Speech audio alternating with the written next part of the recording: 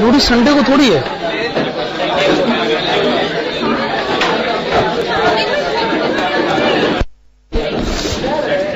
चलिए आइए शुरू करते हैं cost of capital.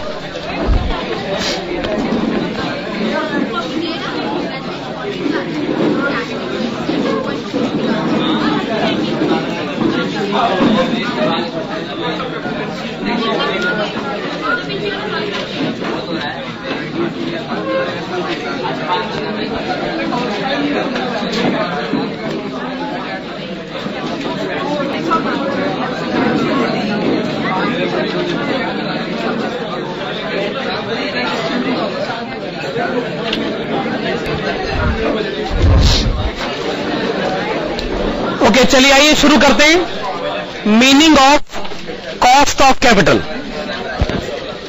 Meaning of cost of capital.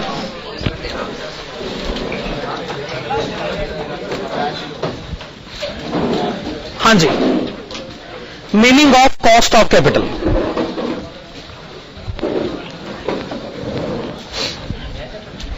Okay, शुरू किया जाए इसको। Meaning of cost of capital लिखिएगा, also known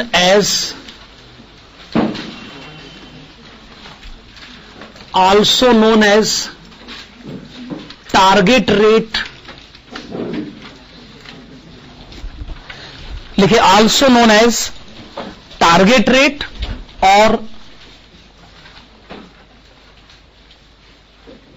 cut off rate और hurdle rate.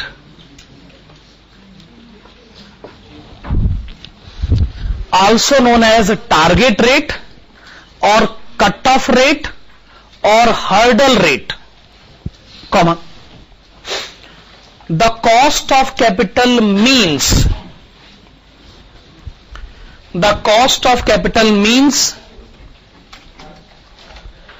the minimum cost of capital means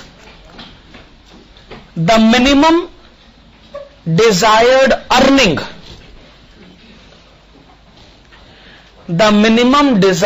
earning by the firm. Cost of capital means the minimum desired earning by the firm in order to satisfy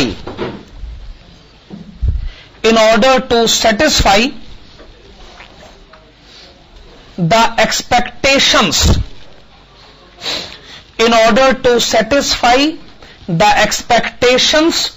of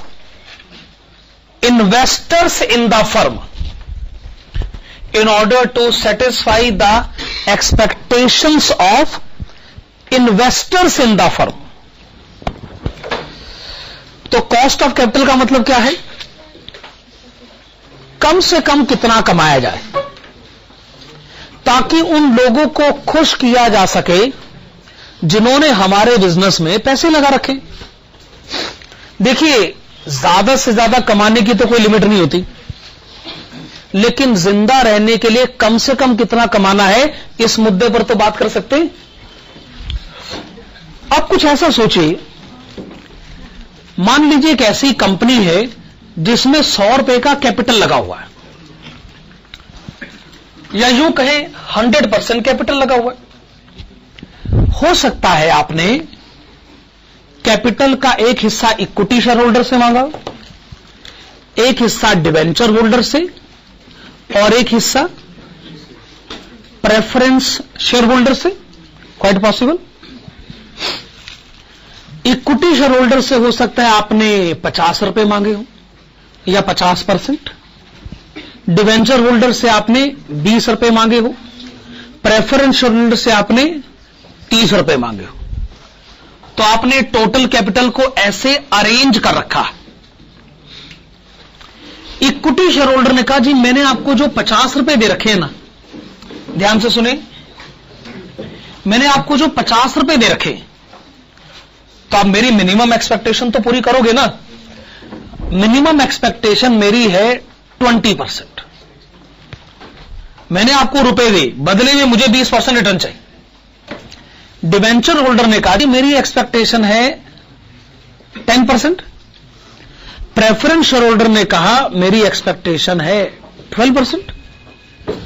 अब सवाल यह है कि इनकी expectation पूरा करने की जिम्मेदारी किसकी है? कंपनी की। तो कंपनी कम से कम कितना कमाए ताकि इनकी उम्मीदों पर खरा उतरा जा सके, वो है जी कॉस्ट ऑफ कैपिटल। अब 50 रुपए इक्विटी शेयर होल्डर से मांगे, वो बदले में 20% चाहता है, यानी 10 रुपए चाहता है। 20 रुपए डिवेंचर होल्डर ने दिए, वो 10% चाहता है, यानी 2 रुपए चाहता है। 2 रुपए बनते हैं ना। प्रेफरेंस शेयर होल्डर ने 30 रुपए दिए, उसको चाहिए 12%, यानी 3 रुपए 60 पैसे। इन तीनों का टोटल बताइए, 15 रुपए 60 पैसे। तो हमने कंपनी को कहा कि देखो ये जो तुमने 100 रुपए का कैपिटल इकट्ठा कर रखा है, आप इन 100 रुपए की मदद से बिजनेस करो। ऑफ कोर्स कैपिटल की मदद से बिजनेस किया जाता है, और कैपिटल की मदद से कम 15 रुपए 60 पैसे कमाने ही पड़ेंगे। 15 रुपए 60 पैसे कमाओगे और उसको ऐसे बांटोगे तो जिन भी लोगों ने आपको पैसा दे रखा है वो सब खुश हो जाएंगे। और अगर वो खुश हो गए तो आप प्रॉस्पर करोगे, सर्वाइव भी करोगे। और अगर आपने इनकी मिनिमम एक्सपेक्टेशन पूरी नहीं करी तो आपके सर्वाइवल पर क्वेश्चन मार्क लग जाएगा, ज्यादा देर आप सर्वाइव नहीं कर पाओगे। अच्छा, हम ये नहीं कह रहे कि आप 15 रुपए 60 पैसे कमाओ, हम ऐसा कह सकते हैं? हम कह रहे हैं कि कम से कम 15 रुपए 60 पैसे तो कमाओगे ना। कमाने को आप 50 रुपए कमाइए, 70 रुपए कमाइए, आपको कौन रोक रहा है? मैक्सिमम आप कितना कमा सकते हैं ये आपके ऊपर डिपेंड करता है, पर आपको कम से कम इतना तो कमाना ही पड़ेगा। एक बात याद रखिए, एक्चुअल अर्निंग ज्यादा से ज्यादा होनी चाहिए और मिनिमम अर्निंग फॉर सर्वाइवल कम से कम होना चाहिए।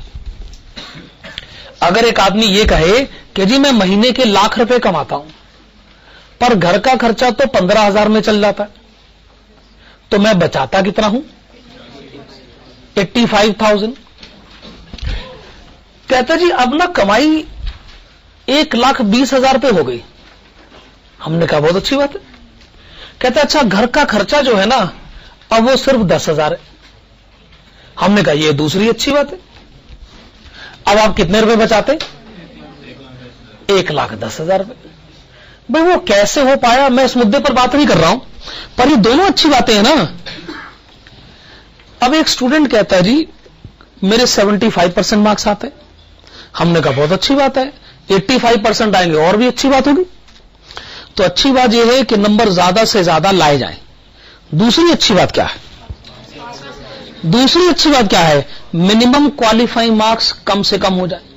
कल को इंस्टीट्यूट ये कहे अरे 50% नंबर नहीं चाहिए, आप खाली 45% चाहिए, आप कीजिए बहुत अच्छी बात है, इसमें बुरा क्या? हमारी बला से 40% कर दो, हम तो कहते हैं जी 15% कर दो, 5% कर दो, हमारा क्या जाता? भाई हमने तो वही 85% लाने, हमने तो 85% ही लाने। लेकिन यह तय है कि मिनिमम पासिंग मार्क्स जितने कम हो, अरे मैं इसका बुरा क्यों मानूंगा भला? अच्छी बात है। जब मैं मिनिमम क्वालिफाइंग मार्क्स से अपने जो मेरे मार्क्स आए हैं उसका डिफरेंस पता करूंगा, क्या वो डिफरेंस ज्यादा बड़ा नहीं हो जाएगा? तो मेरे को तो अच्छा ही लगेगा ना। मेरे को दोनों बातें अच्छी लगती, मेरे मार्क्स ज्यादा से ज्यादा और मिनिमम क्वालिफाइंग मार्क्स कम से कम। हम इस चैप्टर में आपको क्या पढ़ा रहे हैं? मिनिमम। हम आपको पढ़ा रहे हैं मिनिमम अर्निंग फॉर सर्वाइवल। हम आपको मैक्सिमम अर्निंग क्यों नहीं पढ़ा रहे? क्योंकि वो दुनिया में कोई किसी को नहीं पढ़ा सकता। भला हम आपको ये नहीं पढ़ाएंगे कि आपको मैक्सिमम कितने रुपए कमाने चाहिए, लो ये हम कैसे पढ़ा सकते हैं? पर हम आपको ये तो पढ़ा सकते हैं ना कि सर्वाइव करने के लिए कम से कम कितना कमाना होगा। ये है हमारे इस चैप्टर का ऑब्जेक्टिव। ठीक है ना? एक एसी चला दो। कौन सा वाला चलाना है? चलो आगे वाला चला देते। ओके, लिखिएगा कंसेप्ट नंबर 2। कंसेप्ट नंबर 1 हो गया, meaning of cost of capital. अब आप लिखिएगा कंसेप्ट नंबर 2।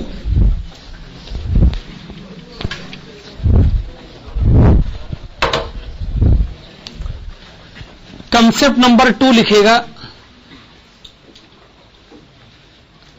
कॉस्ट ऑफ डेप्ट कैपिटल।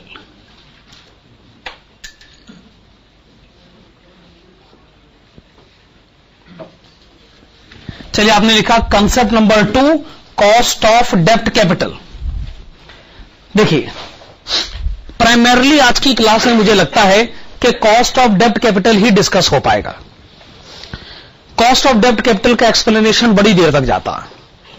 उसके बाद आएगा कॉस्ट ऑफ प्रेफरेंस कैपिटल, आएगा फिर कॉस्ट ऑफ इक्विटी कैपिटल। पर मुझे लगता नहीं कि आज की क्लास में मैं cost of preference capital deal कर पाऊंगा। कॉस्ट ऑफ डेप्ट कैपिटल में आज की क्लास जा सकती है। इसका जो एब्रीविएशन है वो है KD। इसका जो एब्रीविएशन है वो है KD। KD काफी सुना सुना सा नाम लगता है ना, KD पाठक। कौन से सीरियल में आता है? अदालत में आता ना। आपका लोग का IQ लेवल कितना स्ट्रांग है ना। कौन सा सीरियल किस टाइम पर आता है, वैसे कौन से दिन को आता है, उसका रिपीट टेलीकास्ट कब होता है,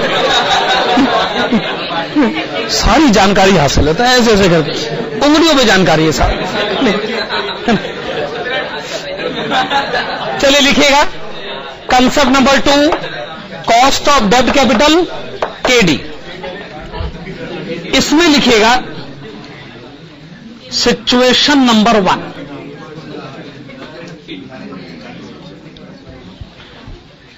इसमें लिखेगा सिचुएशन 1।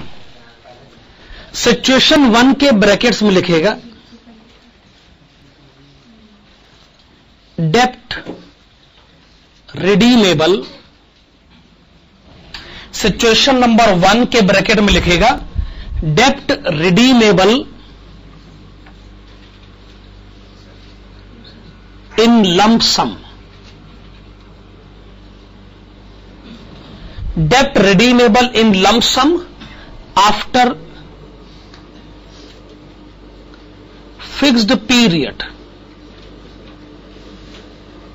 क्या लिखा आपने? डेप्ट redeemable in lump sum after fixed period. देखिए, बेसिकली हमने 3 तरीके की सिचुएशन आपसे डिस्कस करनी है डेप्ट कैपिटल के कंटेक्स्ट में। पहली सिचुएशन का नाम क्या है? डेप्ट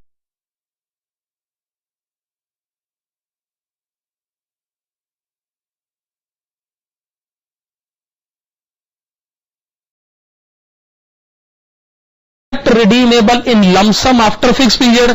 जैसे हो सकता है हमने आज डिवेंचर इशू करे और हमने कहा जी हम इसको 10 साल के बाद लौटा देंगे और सारा का सारा पैसा इकट्ठा ही लौटा देंगे, तो आप इसको क्या कहेंगे? डेप्ट redeemable in lump sum after fixed period. Situation number 2 सुनिए जरा।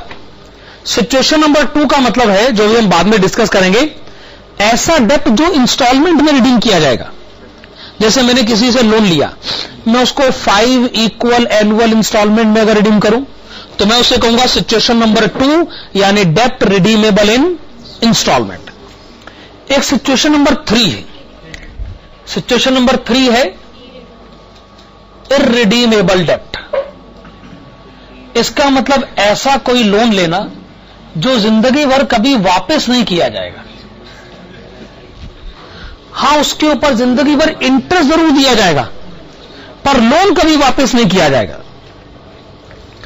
आप ऐसा ये कह सकते हो जी तो प्रैक्टिकली पॉसिबल नहीं है। भला कोई आदमी दुनिया में ऐसे लोन थोड़ी देता है कि लोन कभी वापस मत करना, इंटरेस्ट हमेशा देते रहना। क्या ऐसा कभी होता है? पहले होता था। अच्छा देखिए, होता है या नहीं होता, अगर हमारे क्वेश्चंस में इसकी एग्जिस्टेंस है तो हम मना तो नहीं कर सकते। लेकिन अगर आप ध्यान से सोचें तो ऐसे बड़े सारे एग्जाम्पल मिलते हैं, अभी भी हैं और हमेशा रहेंगे। एक एग्जाम्पल सुनिएगा, ये एग्जाम्पल हो सकता है आप अप्रिशिएट भी करें। सेविंग बैंक अकाउंट में अगर आपके रुपए जमा है तो क्या इसका मतलब आपने बैंक को लोन दिया? सेविंग बैंक अकाउंट में अगर आपके रुपए जमा है तो क्या इसका मतलब है आपने बैंक को लोन दिया? तभी तो बैंक आपको इंटरेस्ट देती है। ये बड़ा खास किस्म का लोन है। ये नॉर्मली ऐसा होता है कि लोन देने का मतलब लोन लेने वाले से पूछना भी पड़ता है, हाँ भी लोन चाहिए कि नहीं चाहिए। पर बैंक वाले कहते हैं अब हमसे बार बार मत पूछा करो, बस अब रुपए जमा कराने आ जाओ, हमारी तरफ से रजामंदी है हमेशा के लिए, बार बार मत पूछना हमसे, जब मर्जी आओ रुपए जमा कराओ, हम आपको ओपन इन्विटेशन दे रहे हैं, हम लोन लेने के लिए हमेशा तैयार बैठे। कभी बैंक से फोन करके पूछा तो नहीं जाता ना कि आज मैं पैसे जमा कराने आना चाहता हूं, आज मैं आपको लोन देना चाहता हूं, क्या आप तैयार हैं? ऐसा कहीं नहीं होता है। बैंक कहता है जी हम हमेशा तैयार है, ये फोन दोबारा मत करना, बस बार बार फोन मत क्या करो भाई। हाँ सुनिए, तो मैं ये कह रहा था आपने सेविंग अकाउंट में रुपए जमा कराए, ये आपकी तरफ से बैंक को दिया गया लोन है, यानी मैं डेब्ट के बारे में बात कर रहा हूं। अच्छा, क्या आप ये भी जानते हैं कि सेविंग अकाउंट में एक मिनिमम डिपॉजिट रखना होता है 1000 रुपए, नॉर्मली 1000 रुपए। क्या मिनिमम डिपॉजिट का पैसा आप कभी बैंक से निकाल सकते? नहीं निकाल सकते, अनलेस आप अकाउंट क्लोज करें तो। लेकिन ये तो बड़ा एक्सेप्शनल केस हुआ, इक्का दुक्का केस में ऐसा होता होगा। क्या मैं ऐसा कह सकता हूं कि सेविंग अकाउंट में जो मिनिमम डिपॉजिट का पैसा है वो है बैंक को दिया गया वो लोन जो आप बैंक से कभी वापस नहीं मांगेंगे? क्या मैं सही कह रहा हूं? क्या मैं ये साबित करने में कामयाब हुआ हूं कि इररिडीमेबल डेब्ट होता है? क्योंकि आप ये पैसे वापस नहीं मांगोगे। एक रफ एस्टीमेट के अनुसार इंडिया में जो सेविंग अकाउंट होल्डर्स हैं वो 10 करोड़ तो होंगे ही, मेरे ख्याल से इससे ज्यादा भी हो सकते। 10 करोड़ सेविंग अकाउंट होल्डर हो सकते हैं, और हर एक अकाउंट होल्डर का बैंक में कम से कम कितना रुपया पड़ा हुआ है? कम से कम 1000। तो 3 जीरो और ऐड कर दे,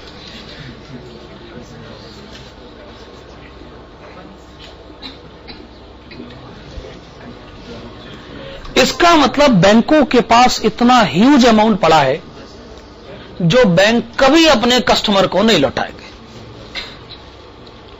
इसके ऊपर वो कस्टमर को क्या देंगे? सेविंग अकाउंट 4% ही देना ना उन्होंने, है ना? और खुद कितना कमाएंगे? 15%। इसका मतलब इतने बड़े अमाउंट पर बैंक खुद कमाएगा 15% और आपको देगा सिर्फ 4%। ह्यूज डिफरेंस उसके पास आ रहा है कि नहीं आ रहा? अच्छा, फिक्स डिपॉजिट में क्या होता है? फिक्स डिपॉजिट में आपको 9-10% दिया जाता है। वो कहते हैं हमने 15% कमाया तो चलो आपको 9-10% दे दिया। वो बात तो समझ में आती है ना, पर आपको नहीं लगता कि इसके ऊपर बैंक को अनड्यू एडवांटेज मिल रहा है? क्योंकि इतने अमाउंट पर बैंक तो 4% ही दे रहा है पर खुद तो 15% कमा रहा है। ये एक तरीके से फिक्स डिपॉजिट नहीं है। क्या आपको नहीं लगता सेविंग अकाउंट का मिनिमम डिपॉजिट को फिक्स डिपॉजिट माना जाना चाहिए? और सेविंग अकाउंट के मिनिमम डिपॉजिट पर सेविंग अकाउंट का रेट ऑफ इंटरेस्ट नहीं, फिक्स डिपॉजिट का रेट ऑफ इंटरेस्ट दिया जाना चाहिए। पर बैंक ऐसा नहीं करते। वो ऐसा क्यों करेंगे भला? अच्छा खासा एडवांटेज उनके हाथ में है। वो कहते हैं पब्लिक को मालूम है नहीं, जबरदस्ती हम पब्लिक को बता दें ये एडवांटेज है, अपने पास इसको संभाल के रखो और इसके ऊपर ना कभी दोबारा डिस्कशन मत करना। अच्छा नहीं लगता भाई, बैंक वाले बुरा मानेंगे क्योंकि 4% देके उनका गुजारा चल रहा है, तो फिर इसके बारे में वो क्यों बात करेंगे भला? लेकिन मेरे ख्याल से मैं अपने मकसद में कामयाब हुआ। मैंने आपको यह साबित करके दे दिया है कि हां, इररिडीमेबल डेप्ट नाम की सिचुएशन एग्जिस्ट करती है। ओके, सिचुएशन नंबर 1 क्या है? डेप्ट redeemable in lump sum after fixed period. इसमें लिखेगा मेथड 1। सिचुएशन 1 में मेथड 1 लिखेगा according to this method, according to this method comma KD यानी कॉस्ट ऑफ डेप्ट may be computed, KD may be computed with the help of, KD may be computed with the help of following shortcut formula. KD may be computed with the help of following shortcut formula.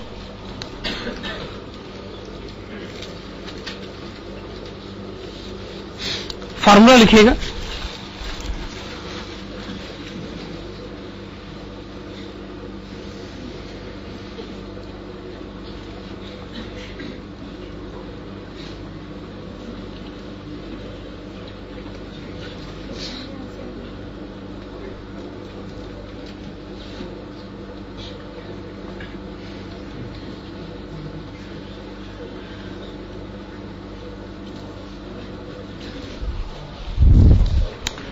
हाँ, तो abbreviations इसमें use करी जा रही और इस chapter में abbreviations use होंगी, तो हम इनके फुल फॉर्म लिख लें।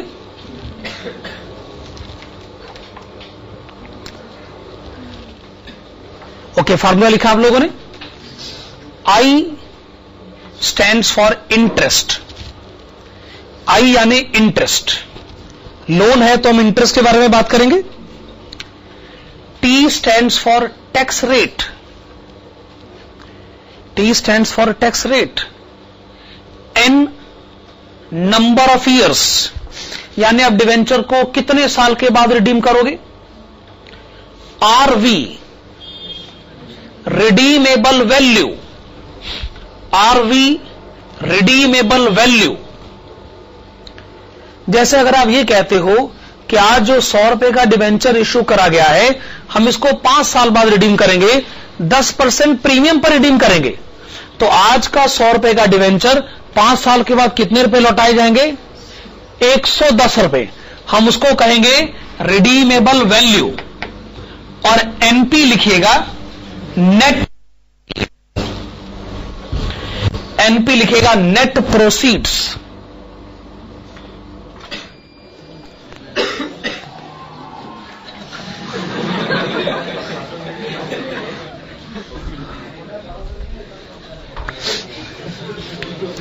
वो सारा इधर आ जाए।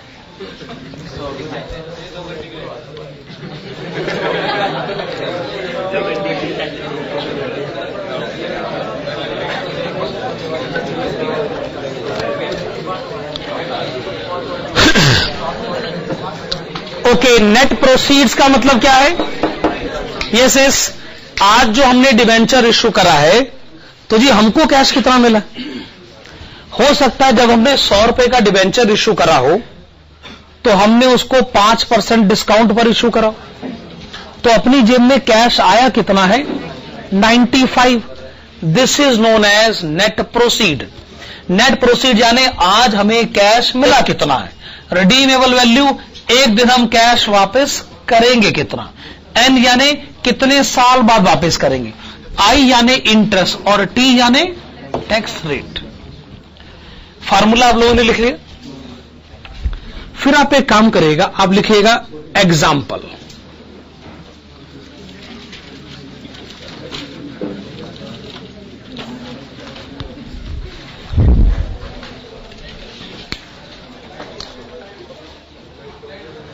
एग्जाम्पल में लिखिएगा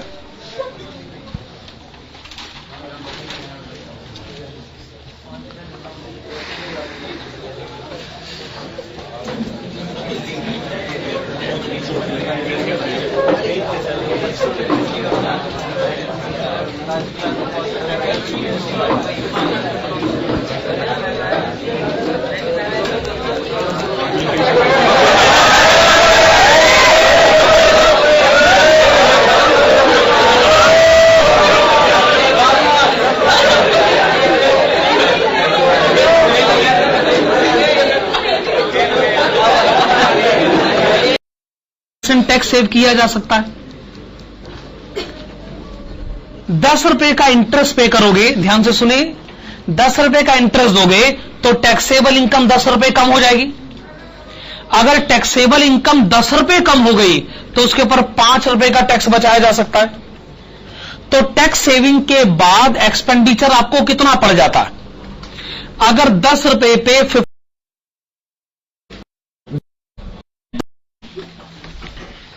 कंप्यूट कॉस्ट ऑफ डेप्ट,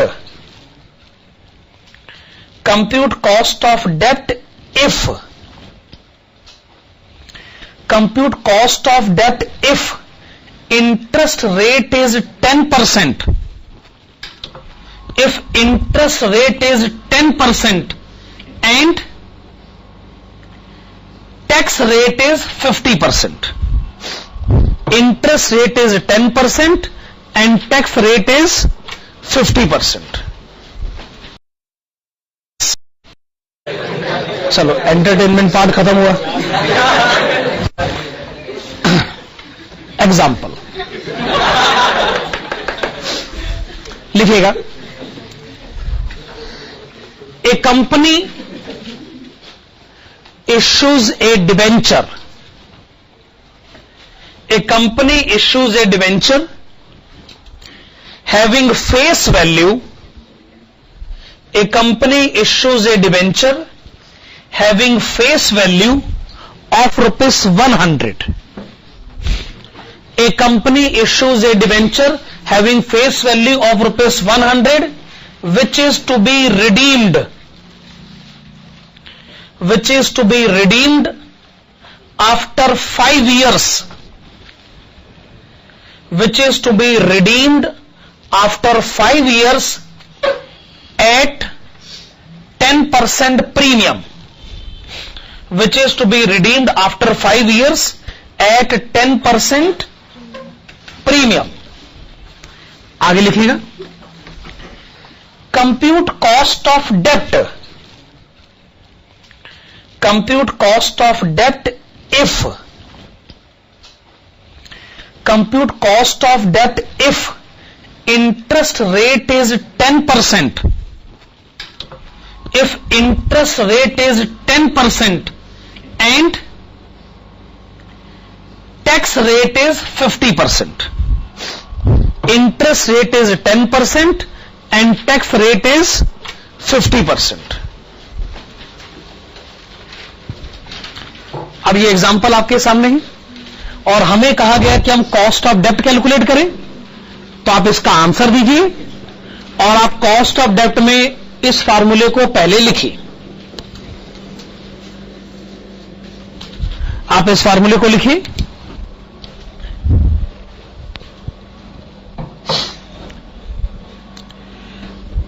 अब इस फार्मूले की शुरुआत हो रही है आई से, यानी इंटरेस्ट से। डिवेंचर की फेस वैल्यू बताइए 100 रुपए, रेट ऑफ इंटरेस्ट बताइए 10%। 100 रुपए पर 10% इंटरेस्ट कितना बनता है? 10 रुपए। आप लिखिए ₹10।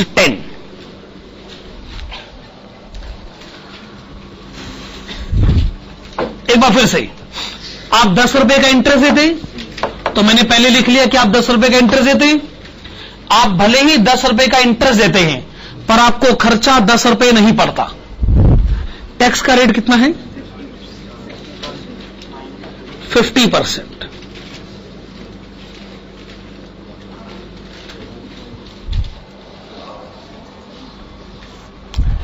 देखिए, 1 रुपए के इंटरेस्ट पर 50% टैक्स सेव किया जा सकता है।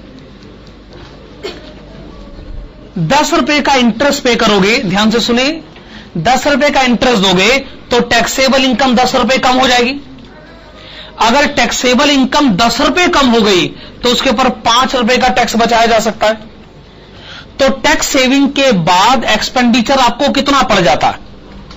अगर 10 रुपए पे 50% टैक्स सेव किया जाए, अगर आप ये कैलकुलेशन करोगे तो आंसर कितना आएगा? 5 रुपए। तो आप ये कहना चाहते हैं कि भले ही हम 10 रुपए का इंटरेस्ट देते हैं पर हम उसके ऊपर 5 रुपए का टैक्स बचाते हैं, इफेक्टिवली हमको कॉस्ट पड़ जाती है 5 रुपए। ओके, प्लस हम इसको रिडीम कितने साल के बाद करेंगे? 5 साल के बाद। रिडीमेबल वैल्यू बताएं? 110 रुपए। आज हमें रुपए मिले कितने हैं? 100 रुपए।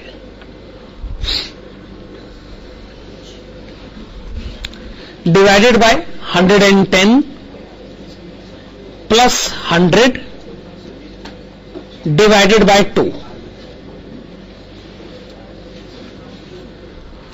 इज इक्वल टू,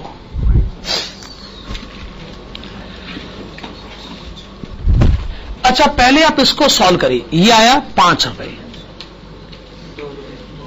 ये आया 2 रुपए, divided by 105, this is equal to 7 divided by 105, 0.067 approximately. वैसे था कितना पॉइंट? चलो ऐसा ज्यादा, इसके ऊपर ज्यादा नहीं सोचते, 0.067 लिख के खत्म करते। अगर इसको परसेंटेज में कहना हो तो 6.7% अप्रोक्सीमेटली। आंसर तो आ गया, लेकिन कुछ बातें डिस्कस करनी जरूरी है। यहां तक बात हमको समझ में आ गई कि इंटरेस्ट हम 10 रुपए देते हैं लेकिन आधा टैक्स बचता है, इफेक्टिवली हमारा खर्चा है 5 रुपए, पर ये 2 रुपए क्या है? अगर एक आदमी ने आज आपको 100 रुपए दिए, अगर आप उसे 110 रुपए लौटाओगे तो क्या आपको 10 रुपए का लॉस नहीं हो रहा? पर ये 10 रुपए का लॉस 5 सालों में बंटना भी तो चाहिए, क्योंकि आप उसे 5 साल के बाद ही लौटाओगे ना। तो बताइए लॉस पर ईयर कितना? 2 रुपए। तो 7 रुपए क्या है?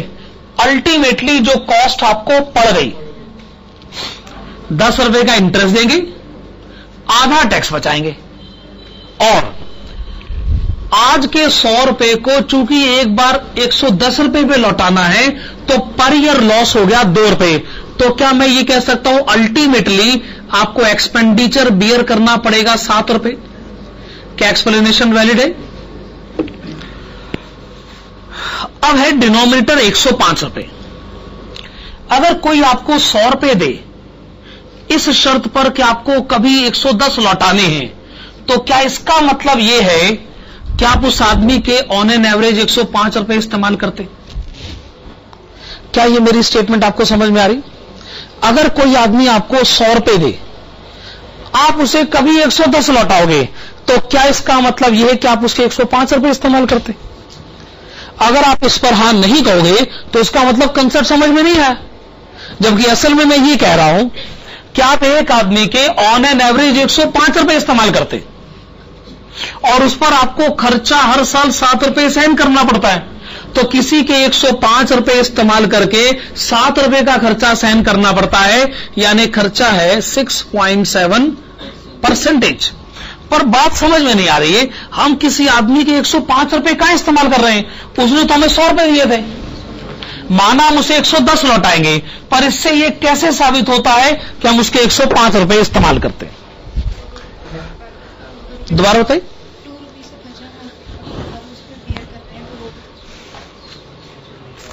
सुनिए, जब आप कहते हो कि हमने उसे 10 रुपए ज्यादा लौटाने, तो आप इसका इंतजाम कैसे करोगे? हर साल 2 रुपए प्रॉफिट एंड लॉस अकाउंट से उठाओ, 5 साल तक लगातार।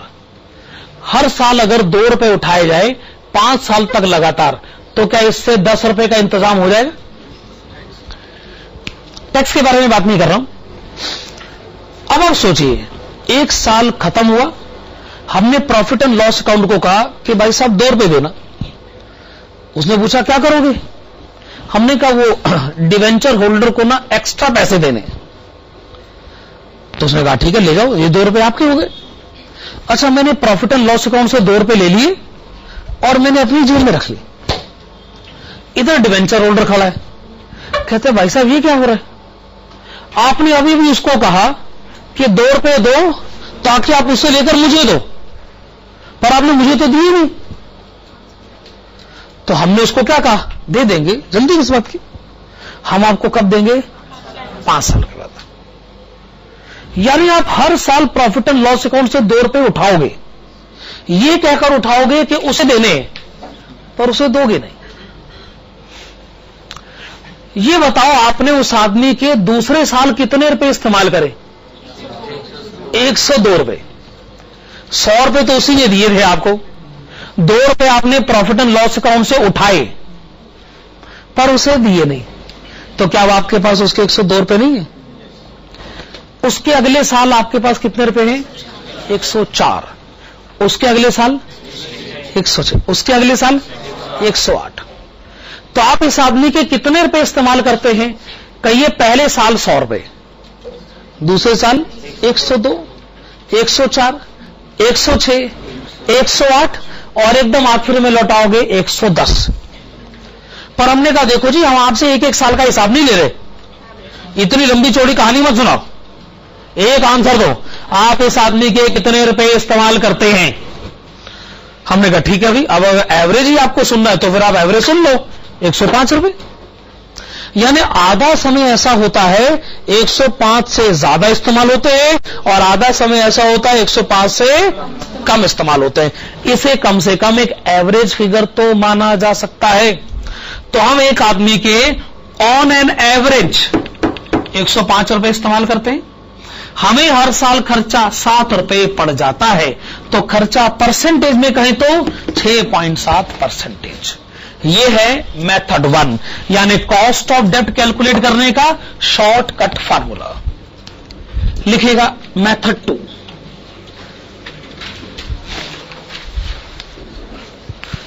मत भूलिए आप सिचुएशन 1 पढ़ रहे हैं, अभी टोटल 3 सिचुएशन पढ़नी है कॉस्ट ऑफ डेब्ट में। यह सिचुएशन 1 का मेथड 2 है। लिखेगा according to this method, according to this method,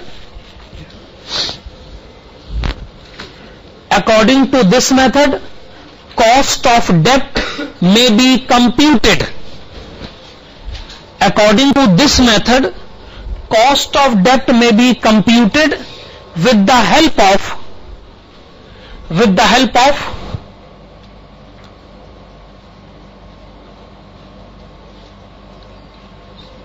interpolation technique.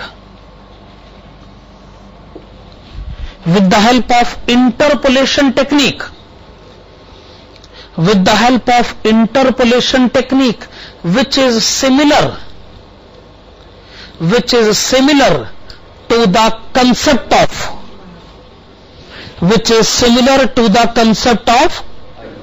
IRR, IRR। ठीक बात है, पर इतनी आसानी से तो ठीक बात मैं नहीं कहूंगा।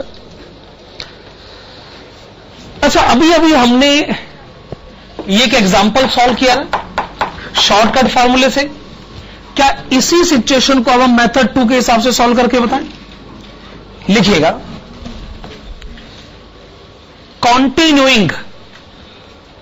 continuing the information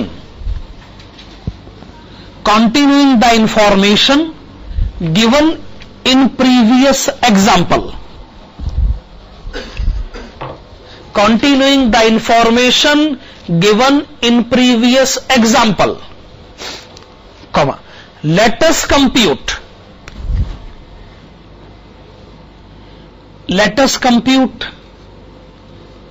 NPV. let us compute NPV at rate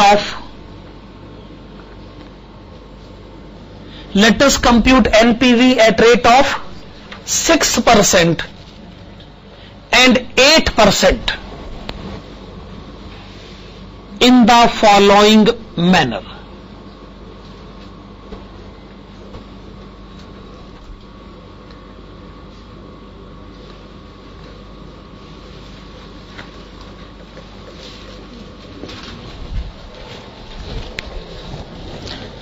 लेकिन 6% और 8% ही क्यों? हमने अभी अभी शॉर्टकट फार्मूले से बताया तो है कि आंसर 6.7% है, तो हमने सोचा एक 6% ले लेते हैं, एक 8% ले लेते। ठीक सोचा ना हमने। इस पर आप ये कह सकते हो कि अगर शॉर्टकट फार्मूले से आंसर कैलकुलेट कर ही लिया है तो फिर दोबारा इस मेथड को लगाने की क्या जरूरत है? क्या हम पहले शॉर्टकट फार्मूले से आंसर कैलकुलेट करेंगे फिर ये फार्मूला लगाएंगे? तो फिर इतनी मेहनत कौन करेगा भाई? आपकी ये दलील आईआरआर के कंसेप्ट का अपमान है। आईआरआर ये पढ़ा पढ़ा के थक गया कि भाई साहब हमने कब कहा कि हमें अपनी पसंद के 2 रेट चाहिए। हम बार बार एक बार जोर देकर कहते रहे भाई कोई भी 2 रेट उठा लो। आईआरआर का फार्मूला सफिशिएंट है किन्हीं भी 2 रेट्स को डील करने के लिए। तो जब कोई भी 2 रेट मैं उठा सकता हूं और अगर मैंने 6 और 8% के रेट ले लिए तो मुझे नहीं लगता कि इसके ऊपर कोई हाय तौबा मचाने की जरूरत है। तो इसलिए ये कोई सवाल ही नहीं है।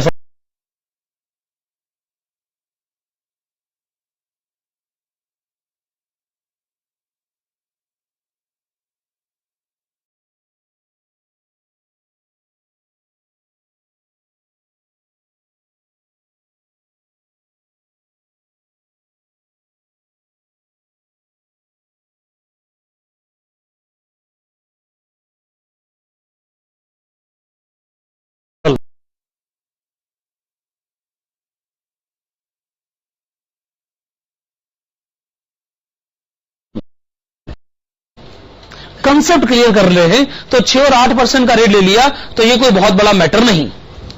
कोई भी 2 रेट ले सकते हैं। आईआरआर ने कभी नहीं कहा कि मुझे अपनी पसंद के 2 रेट चाहिए।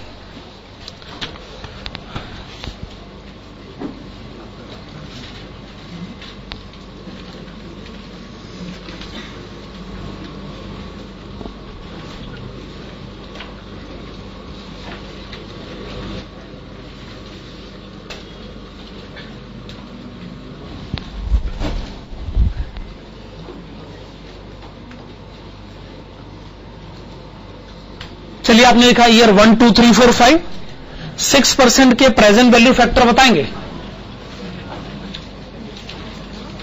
0.943 0.890 0.840 0.792 0.747 8% के प्रेजेंट वैल्यू फैक्टर बताएं 0.926 0.857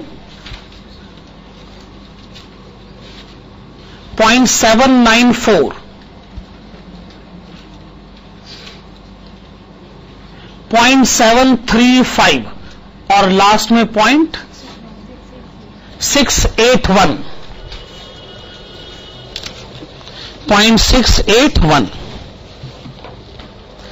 तो ये कोई मुश्किल काम तो नहीं था हमारे लिए।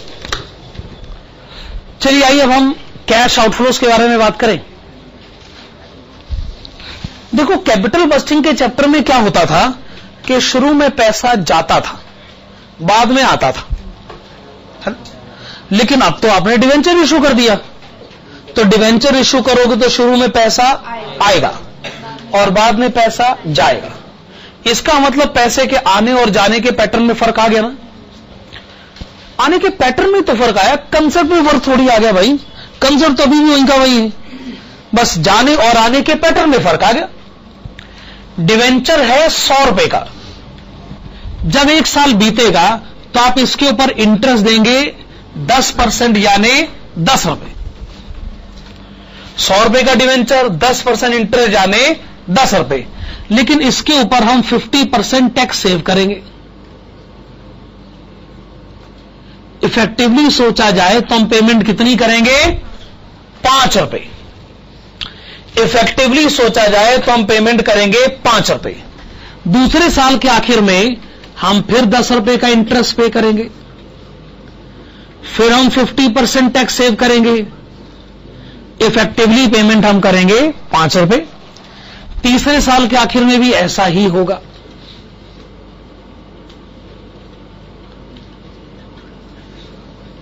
चौथे साल के आखिर में भी ऐसा ही होगा।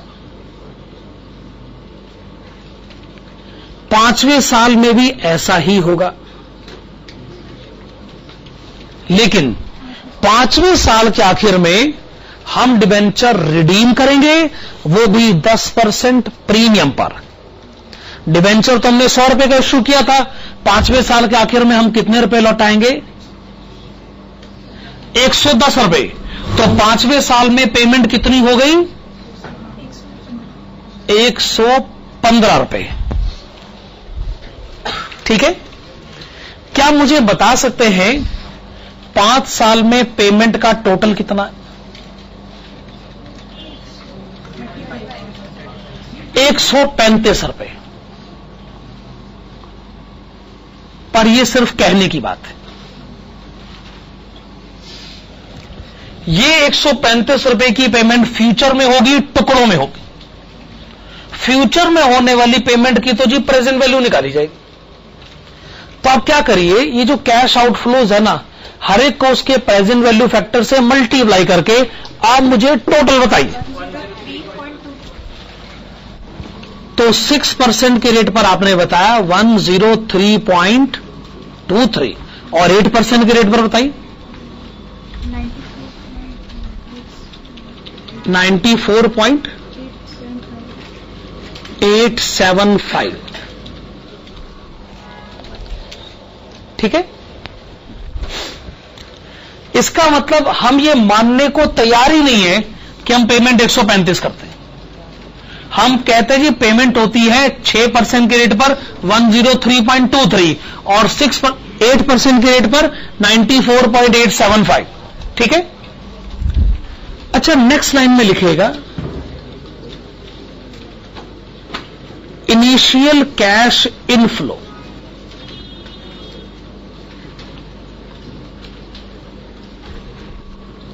जब आपने डिबेंचर इश्यू किया था तो आज आपको कैश मिला कितना था?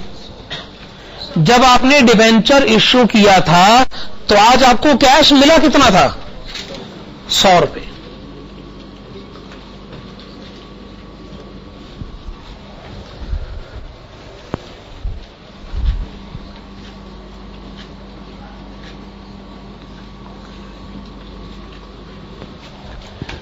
%6 के रेट ने कहा आएंगे 100 रुपए, जाएंगे 103 रुपए 23 पैसे, यानी आने और जाने का अमाउंट इक्वल नहीं। हमने 6% कहा, तुम IRR हो ही नहीं सकते, क्योंकि IRR तो उसे कहते हैं जहां जाने और आने का पैसा इक्वल होता है, तभी तो वहां NPV 0 आ जाता है। हमने 6% कहा कि तुम IRR नहीं हो, क्योंकि अगर मैं इनफ्लो में से आउटफ्लो माइनस करता हूं, NPV यानी इनफ्लो माइनस आउटफ्लो, तो आंसर आ जाएगा -3.23। Inflow minus outflow. हमने 6% कहा कि तुम IRR नहीं हो, हमने 8% कहा तुम भी IRR नहीं हो, क्योंकि देखो पैसा आया है 100 रुपए, गया है 94.875। चलो इनफ्लो में से आउटफ्लो माइनस करो, 5. तो IRR ना 6% है ना 8% है। कहां है IRR? इन दोनों के बीच में। एक आंसर नेगेटिव, दूसरा पॉजिटिव है।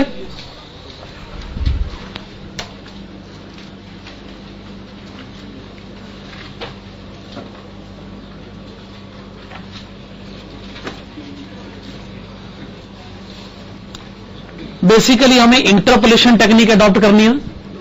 तो इंटरपोलेशन टेक्निक का फॉर्मूला लगाएगा L plus NPV at L divided bye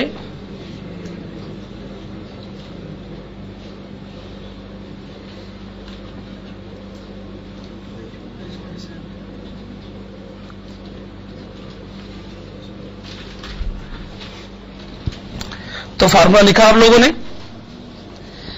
अब आप मुझे बताएं लोअर रेट कितना लिखा है? 6%। फिर ये बताएं 6% के रेट पर एनपीवी कितना? -3.23।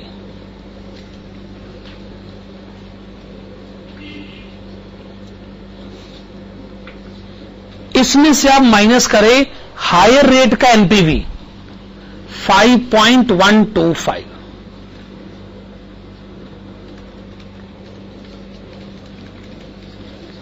Multiplied with higher rate minus lower rate. Higher rate यानी 8%, लोअर रेट यानी 6%। आंसर बताएं।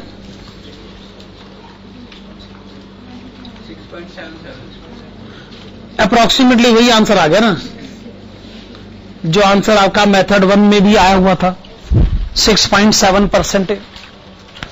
इसका मतलब 6.7% एक बात साबित करता है कि आने वाला पैसा और जाने वाला पैसा इक्वल है, जो आया सो गया।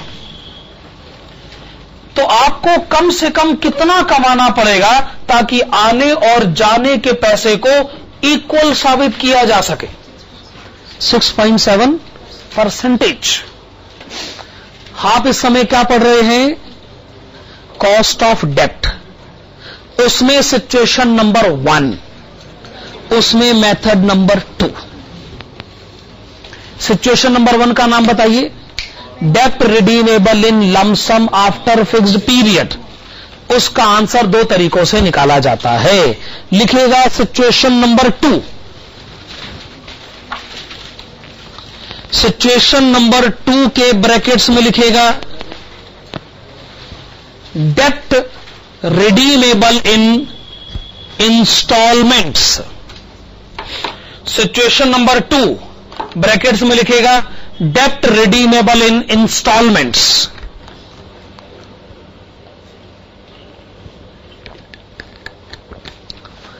ओके, इसके आगे लिखेगा in this situation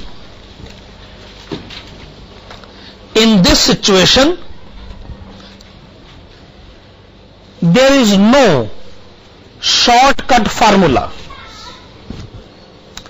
in this situation there is no shortcut formula.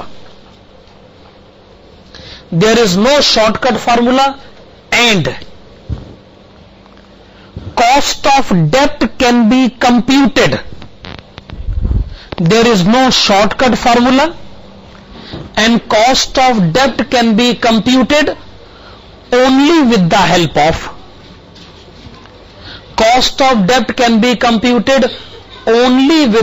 of interpolation technique.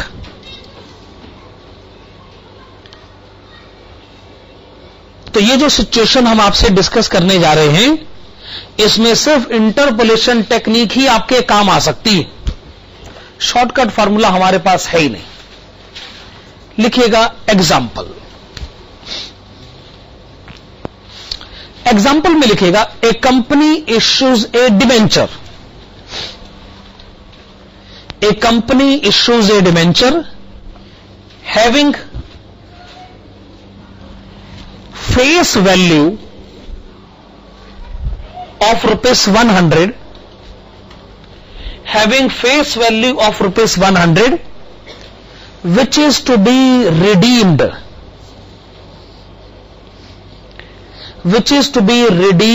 in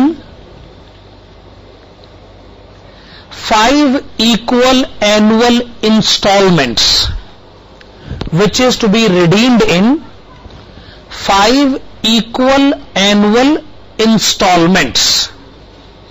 okay, 5 equal annual instalments, full stop.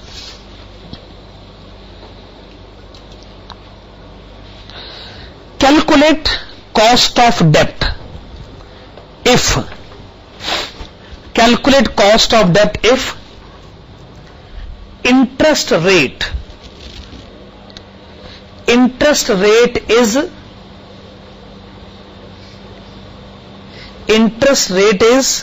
10% and tax rate is 50%।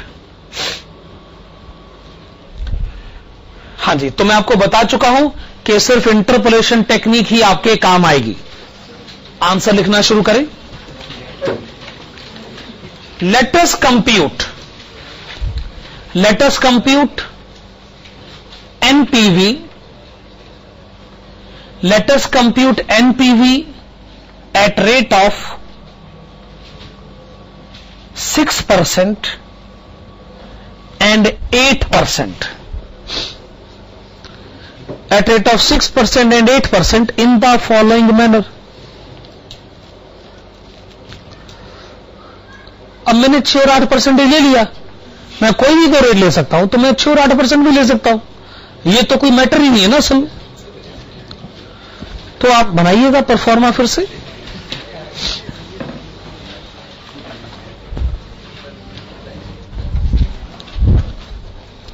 हाँ जी, ये सारा परफॉर्मा, ये सारे कॉलम्स एक बार फिर से बनाइए। Year cash outflow, present value eight rate of 6% and present value eight rate of 8%।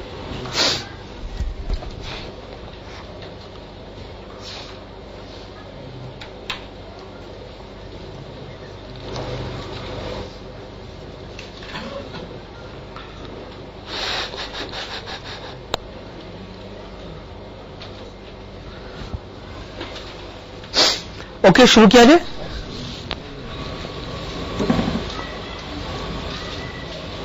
तो हमारे एग्जाम्पल के हिसाब से हमने 100 रुपए का डिवेंचर इशू किया, हम इसे 5 सालों में इंस्टॉलमेंट में रिडीम करेंगे और हमें हर साल इंटरेस्ट भी देना है 10% के रेट पर। पहले साल में मैं ये कहूंगा कि 100 रुपए का डिवेंचर 10% इंटरेस्ट हो गया 10 रुपए पर 50% हम टैक्स सेव करेंगे। 50% हम टैक्स सेव करेंगे तो पेमेंट कितनी हो गई? 5 रुपए। और हम 20 रुपए का डिवेंचर रिडीम करेंगे, टोटल पेमेंट हो गई 25 रुपए। क्योंकि हमने डिवेंचर को भी 5 इंस्टॉलमेंट में रिडीम करना है, 5 इंस्टॉलमेंट में पैसे देने, यानी हर साल 20 रुपए देने। आप ऐसा कह लीजिए, ठीक है ना। दूसरे साल डिवेंचर कितने का है? 80 रुपए का, क्योंकि 20 रुपए का डिवेंचर तो वापस हो गया। 10% इंटरेस्ट 8 रुपए, 50% टैक्स सेव करिए, 20 रुपए का डिवेंचर रिडीम करिए, टोटल पेमेंट 24 रुपए। अब डिवेंचर की कीमत है 60 रुपए, 10% इंटरेस्ट 6 रुपए, 50% टैक्स सेव करिए, 20 रुपए का डिवेंचर रिडीम करिए, टोटल पेमेंट 23 रुपए। डिवेंचर रह गया 40 रुपए का, 10% इंटरेस्ट 4 रुपए, 50% टैक्स सेव करिए, 20 रुपए का डिवेंचर रिडीम करिए, पेमेंट 22 रुपए। डिवेंचर रह गया 20 रुपए का, 10% इंटरेस्ट 2 रुपए, आधा टैक्स सेव करिए, 20 रुपए का डिवेंचर रीपे करिए, पेमेंट 21 रुपए। आप बताएंगे 5 साल में टोटल पेमेंट आप कितनी करेंगे? 115 रुपए। पर आप जानते हैं ये बात सिर्फ कहने के लिए, ये तो एब्सोल्यूट आंसर है। आइए फ्यूचर पेमेंट का 6% पे प्रेजेंट वैल्यू कैलकुलेट करें। 97.366, 92.451। तो 6 और 8% को दोनों को हमने कहा कि तुम दोनों आईआरआर नहीं। अब 100 रुपए आएंगे और जाएंगे 97.366, तो ये आईआरआर कैसे हो सकता? चलो एनपीवी कैलकुलेट करते हैं। मेरा मतलब है इनफ्लो में से आउटफ्लो माइनस करें, इनफ्लो में से आउटफ्लो माइनस करें। 2.634 पॉजिटिव, इनफ्लो में से आउटफ्लो माइनस करें 5.54, सॉरी 7.549, 7.549। तो ये आपने एनपीवी कैलकुलेट करा 6% पर और 8% के रेट पर। चलिए केडी कैलकुलेट करिएगा, इंटरपोलेशन टेक्निक लगाइए, इंटरपोलेशन टेक्निक लगाइए।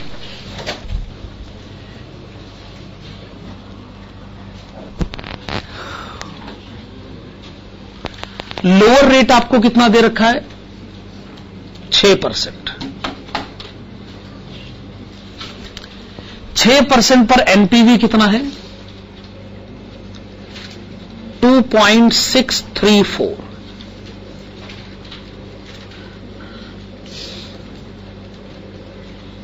हायर रेट का एनपीवी इसमें से माइनस करें, हायर रेट का एनपीवी है 7.549। हमने लिखा 7.549, 7.549। Higher rate 8% minus 6%, 4.93%। ये बात हमने पहले भी पढ़ रखी है कि ये हो सकता है कि आप 6 और 8% पर कैलकुलेशन करें और आंसर 6 और 8% के बीच में ना आए, ये हो सकता है। देखिए हमने कॉस्ट ऑफ डेप्ट के सिचुएशन नंबर 2 को समझ लिया है। सिचुएशन नंबर 2 यानी डेप्ट रिडीमेबल इन इंस्टॉलमेंट। अब आप लिखेंगे सिचुएशन नंबर 3, ये लास्ट सिचुएशन होगी कॉस्ट ऑफ डेप्ट में, ये लास्ट सिचुएशन होगी कॉस्ट ऑफ डेप्ट में। ब्रैकेट में लिखेगा इररिडीमेबल डेप्ट, ब्रैकेट में लिखेगा इररिडीमेबल डेप्ट। इसमें आप लिखेगा in this situation cost of डेप्ट can be computed. In this situation cost of debt can be computed only with the help of shortcut formula, only with the help of shortcut formula in the following manner। तो ये तय हो गया कि irredeemable डेप्ट में interpolation technique नहीं लगती, सिर्फ शॉर्टकट फार्मूला लगता है, और वो फार्मूला है KD is equal to I 1 minus T divided by NP। सबसे सिंपल फार्मूला तो यही है नहीं। देखिए हमने इस कंसेप्ट को थ्योरेटिकली पढ़ लिया है। अब आप एक काम करेगा, आप आइएगा पेज नंबर 41 पर। Please come to page number 41। इसमें जो क्वेश्चन नंबर 1 और 2 है, आप क्वेश्चन नंबर 1, 2 को कह सकते हो कॉस्ट ऑफ डेप्ट के कॉस्ट ऑफ डेप्ट से ये रिलेटेड है। क्वेश्चन नंबर 3 जो है वो कॉस्ट ऑफ प्रेफरेंस कैपिटल से रिलेटेड है। अभी आप पढ़िए question number 1। Page number 41, question number 1, उसमें ए point, A company issues ₹10 lakh 16% debentures of ₹100 each. The company is in 35% tax bracket. You are required to calculate cost of debt if debentures are issued at number 1 par, number 2 10% discount, number 3 10% premium.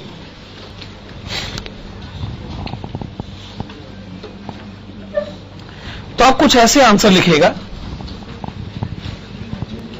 Interest is equal to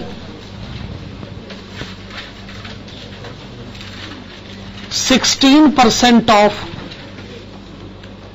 ₹100 is equal to ₹60. अगर 100 रुपए का debenture है, उस पर 16% interest दिया जाए तो interest तो फिर 16 रुपए ही हुआ ना. क्या आप ये बात जानते हैं कि इंटरेस्ट हमेशा फेस वैल्यू पर दिया जाता है, भले ही डिवेंचर डिस्काउंट पर इश्यू हो या प्रीमियम पर इश्यू हो. अच्छा, टैक्स रेट कितना है? 35% को मैं लिख सकता हूं 0.35.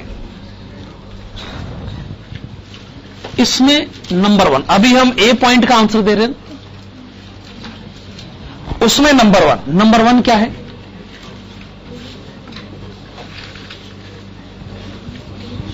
इश्यू एट पार, यानी हमने डिवेंचर को फेस वैल्यू पर इश्यू किया. 100 रुपए का डिवेंचर अगर पार पर फेस वैल्यू पर इश्यू हो तो पहले तो यह बताइए नेट प्रोसीड कितना लिखना है. 100 रुपए नेट प्रोसीड आपने लिखा 100 रुपए. 100 रुपए का डिवेंचर इश्यू करा, 100 रुपए का कैश हमको मिल गया. हम क्या कैलकुलेट करना चाहते हैं? कॉस्ट ऑफ डेप्ट.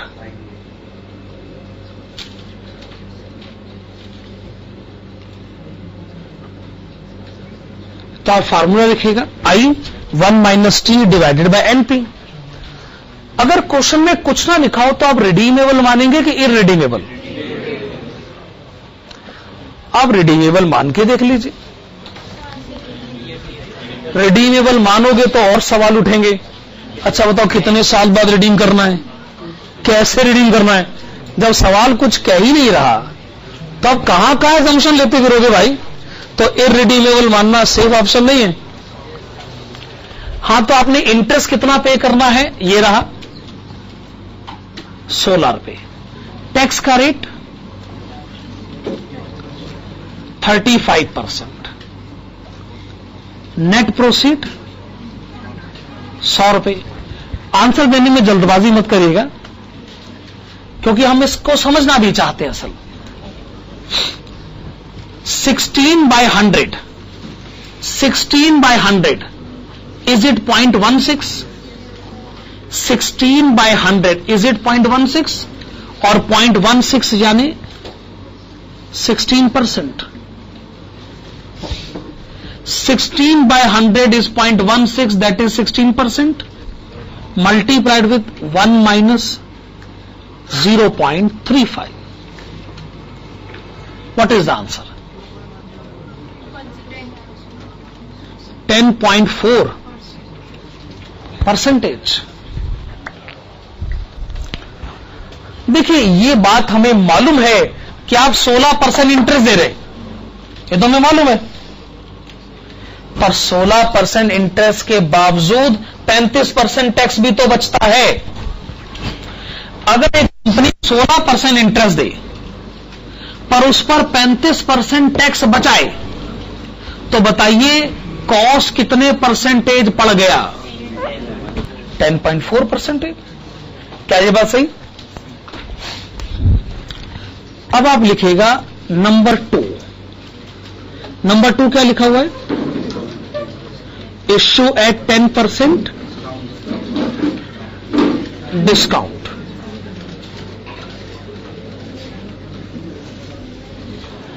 अगर डिवेंचर को 10% डिस्काउंट पर इश्यू किया जाए तो पहले तो आप मुझे बताइए कि नेट प्रोसीड कितना लिखना है?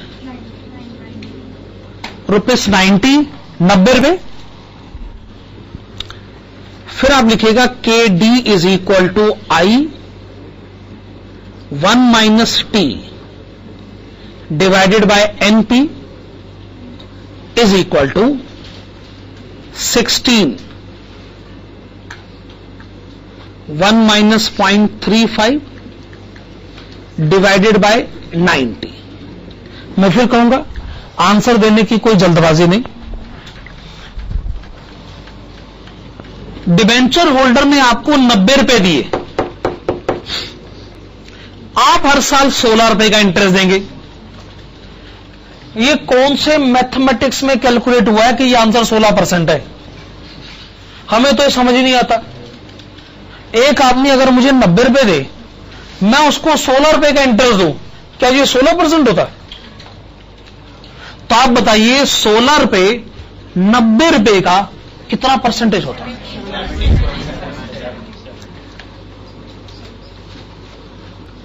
आपने बताया 17.78%। तो आपने पहले तो कहा कि आप पहले तो अपना पॉइंट ऑफ व्यू क्लियर करिए। सिर्फ इसलिए कि आप इंटरेस्ट हमेशा फेस वैल्यू पर कैलकुलेट करते रहे, तो आप इस धोखे में क्यों हैं? पहली बात तो इंटरेस्ट का रेट 16% है ही नहीं। अगर कोई आपको 90 रुपए का उधार दे और आप हर साल 16 रुपए का ब्याज दे, हमारी कैलकुलेशन कहती है कि रेट ऑफ इंटरेस्ट है 17.78%। हां, वो हम मानते हैं कि इसके ऊपर 35% टैक्स सेव होता है, इस बात से हमने इनकार नहीं किया। अब बताओ जी, कॉस्ट कितनी पड़ गई? 11.56%। भाई आखिरकार हमारे पॉइंट ऑफ व्यू है ना, मैथमेटिकली हम एक बात कहने की कोशिश कर रहे हैं।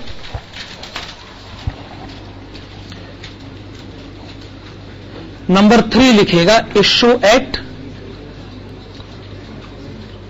10% प्रीमियम। तो हमने डिवेंचर इश्यू किया, आज हमको कैश मिला कितना है? 110 रुपए। आखिरकार 10% प्रीमियम के साथ कैश तो इतना ही मिला।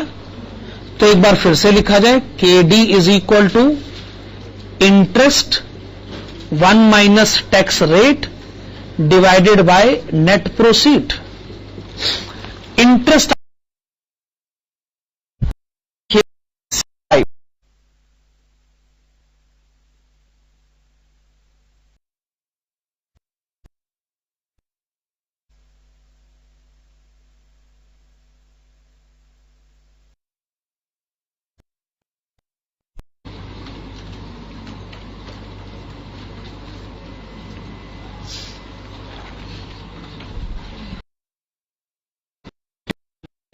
₹12, 16 रुपए। टैक्स रेट वही है जो कि पहले था 0.35।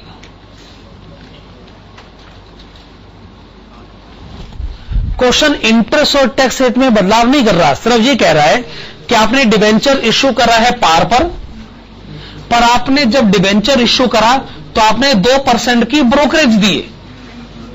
इसका मतलब आपकी जेब में 100 रुपए पहुंचे ही नहीं। 2% ब्रोकरेज देने के कारण आपकी जेब में कितने रुपए पहुंचे? 98।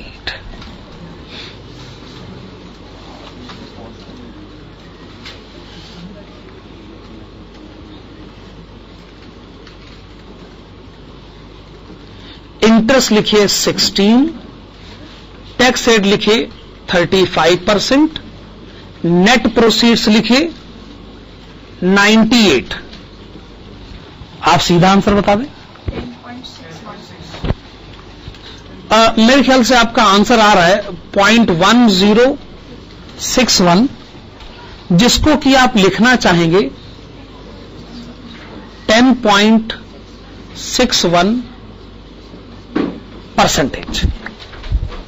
ठीक है, आपने जब इसको सॉल्व किया तो आ गया 0.1061। जिसको आपने लिख लिया 10.61%। ओके, ये आपने क्वेश्चन नंबर 1 का आंसर दिया है। हम इस समय पढ़ रहे हैं कॉस्ट ऑफ डेब्ट कैपिटल। कॉस्ट ऑफ डेब्ट कैपिटल का जो दूसरा प्रैक्टिकल क्वेश्चन है वो है क्वेश्चन नंबर 2। आइए कॉस्ट ऑफ डेब्ट कैपिटल के दूसरे प्रैक्टिकल क्वेश्चन की तरफ बढ़ते हैं। Calculate cost of capital in following cases. आप केस 1 और केस 2 की डिटेल्स को पढ़ें और नीचे लिखा हुआ है note both companies are paying income tax at rate of 50%। आइए पहले केस 1 पढ़ते हैं। X limited issues 12% debentures of face value of ₹100 and realises ₹95 पर debenture. The debenture are redeemable after 10 years at 10% premium. तो आप पहले लिखिएगा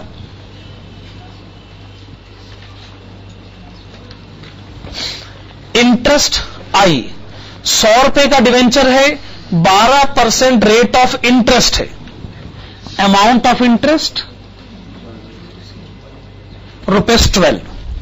100 रुपए का डिवेंचर है, 12% रेट ऑफ इंटरेस्ट है, अमाउंट ऑफ इंटरेस्ट ₹12। अच्छा, टैक्स का रेट तो नीचे लिखा ही हुआ है 50%। आज जो हमने डिबेंचर इश्यू किया है, हमको रुपए कितने मिले हैं?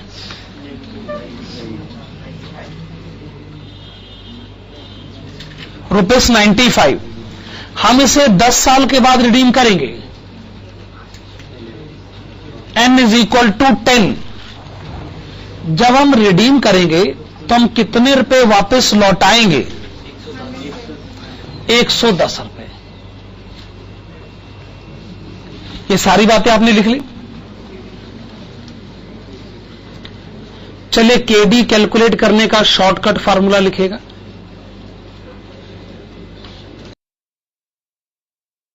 +9